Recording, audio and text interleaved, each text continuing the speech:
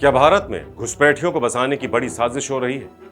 क्यों देश का सबसे बड़ा राज्य उत्तर प्रदेश बांग्लादेशियों के निशाने पर?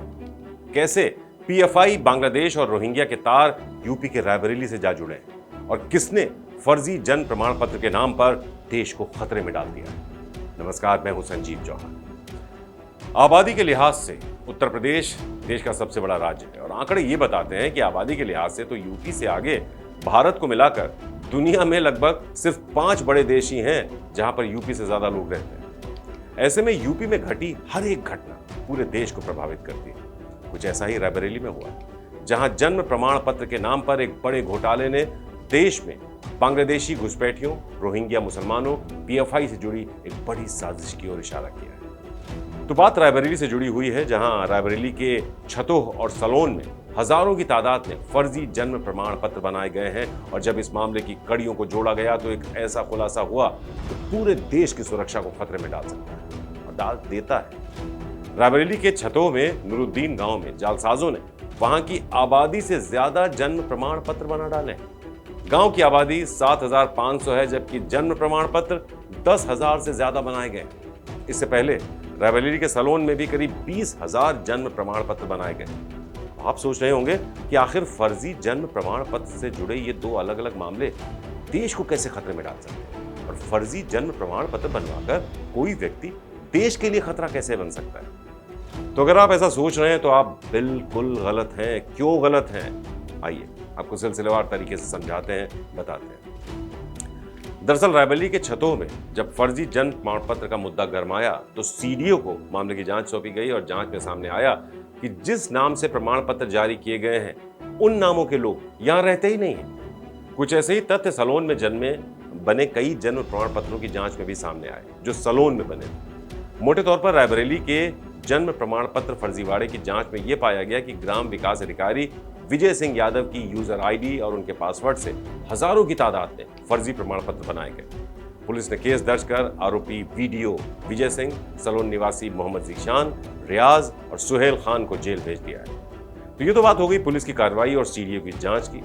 अब इस पूरे मामले के आतंक की एंगल पर भी नजर डाल लेते हैं। सच तो यह है कि रायबरेली में बनाए गए करीब जितने भी जन्म प्रमाण पत्र थे, इन सब की कड़ियां बांग्लादेशी रोहिंग्या घुसपैठियों से जुड़ती हुई साफ तौर पर दिखाई दे रही है। क्योंकि फर्जी जन्म प्रमाण पत्र हासिल करने वाले लोग जन्म प्रमाण पत्र के बाद Aadhaar card, voter ID, ration card जैसे दस्तावेज हासिल कर भारत की नागरिकता पर दावा ठोक देते हैं। और कुछ ऐसा ही खेल रायबरेली में चल भी रहा है, क्योंकि जिसे अब तक सिर्फ फर्जी जन्म प्रमाण पत्र का मामला समझा जा रहा था, वो घुसपैठियों को भारतीय नागरिकता दिलाने का षड्यंत्र था, जिसका खुलासा केरल और कर्नाटक से जुड़े 2 अलग अलग मामलों से हो भी जाता है।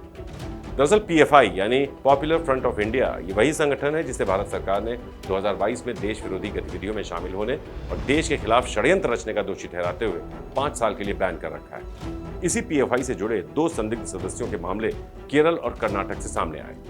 पीएफआई के इन दोनों संदिग्धों की कुंडली जब वहां की पुलिस ने खंगाली तो केरल और कर्नाटक की पुलिस को सीधे रायबरेली आना पड़ गया और जांच में यह पाया गया कि केरल के साथ साथ कर्नाटक से जुड़े पीएफआई के सदस्य का जन्म प्रमाण पत्र भी रायबरेली में ही बनाया गया था। बात सिर्फ केरल, कर्नाटक या यूपी तक ही सीमित नहीं है, बल्कि देश की आर्थिक राजधानी यानी मुंबई के अलावा जम्मू कश्मीर से भी रायबरेली के फर्जी जन्म प्रमाण पत्र की आड़ में रची गई बड़ी साजिश के तार जुड़ते दिखे। क्योंकि खबर है कि मुंबई में साल 2023 में पकड़े गए 4 अवैध बांग्लादेशियों के फर्जी प्रमाण पत्र भी रायबरेली में ही तैयार किए गए थे। और इससे पहले जम्मू में भी पकड़े गए कुछ रोहिंग्या मुसलमानों के पास से भी रायबरेली में बने फर्जी जन्म प्रमाण पत्र पाए गए। खबर है कि फर्जी जन्म प्रमाण पत्र बनाने वाले जनसेवा केंद्र के संचालक जीशान और उसकी टीम ने ज्यादातर अल्पसंख्यकों के फर्जी जन्म प्रमाण पत्र बनाए थे, जिसके एवज में उन्होंने भारी भरकम रकम कमाई है। जांच में ऐसे तथ्य सामने आए हैं जो बताते हैं कि जीशान के नाम रायबरेली के साथ साथ राजधानी लखनऊ में भी लाखों रुपए की प्रॉपर्टी है। तो अब तक आप समझ गए होंगे कि पूरा मामला है क्या। अब आपको ये समझाते हैं कि क्यों ये मामला बहुत ज्यादा गंभीर है। दरअसल उत्तर प्रदेश समेत देश भर में साल दर साल अवैध बांग्लादेशियों की तादाद बढ़ती जा रही है। यूँ तो कोई आधिकारिक आंकड़ा ऐसा नहीं है कि देश में या फिर यूपी में कितने बांग्लादेशी घुसपैठिए और रोहिंग्या मुसलमान अवैध तौर पर रह रहे हैं और कैसे वो देश की सुरक्षा के साथ खिलवाड़ कर रहे हैं। लेकिन कुछ आंकड़े हैं जो ये बताने के लिए काफी हैं कि ये पूरा गेम आखिर है कितना बड़ा और कितना खतरनाक। खबर है कि 5 साल पहले यूपी पुलिस ने प्रदेश में अवैध रूप से निवास कर रहे बांग्लादेशी और रोहिंग्या नागरिकों को चिन्हित करने के लिए एक सर्वे किया था।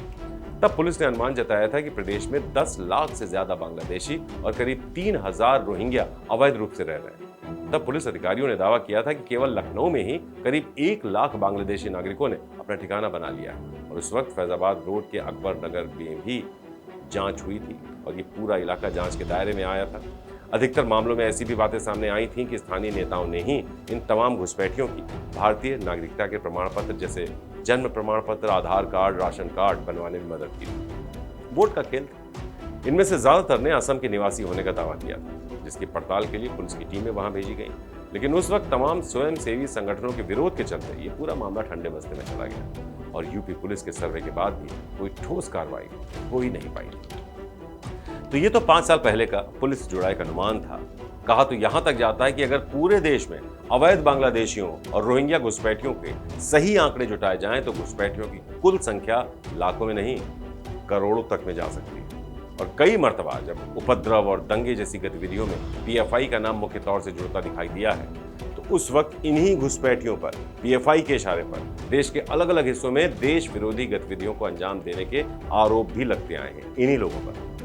हर बार कार्रवाई होती, कुछ लोग पकड़े भी जाते हैं और फिर सियासत और तमाम संगठनों के दांव पेच के बीच देश विरोधी गतिविधियों को अंजाम देने वाले घुसपैठियों पर बड़े स्तर पर कार्रवाई का एक्शन महज एक प्लान जैसा रह जाता है, कागजों तक ही सीमित रह जाता है। ऐसे में जरूरत है रायबरेली के फर्जी जन्म प्रमाण सिंडिकेट की हर एक कड़ी को आपस में जोड़कर इस पूरे नेक्सस को ध्वस्त करने की और देश में खुलेआम घूम रहे घुसपैठियों पर शिकंजा कसने की।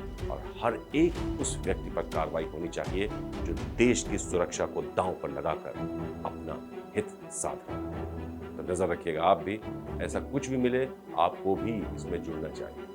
तो फिलहाल इतना ही। आपसे बहुत जल्द फिर किसी बड़ी खबर के साथ होगी मुलाकात।